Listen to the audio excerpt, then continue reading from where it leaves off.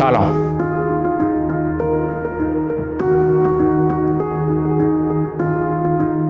ساعت‌هایی که پلان به پلان به امید روزهای بهتر جلو می رفتیم، همیشه به این فکر می کردم که چه کسانی قرار داستان این خونه رو ببینن.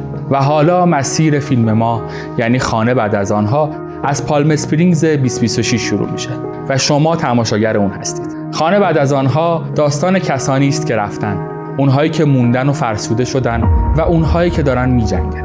من آرمین آزادیان هستم، نویسنده و کارگردان خانه بعد از آنها. با افتخار از شما دعوت میکنم در پالم اسپرینگز 2026 فیلم ما رو تماشا کنید.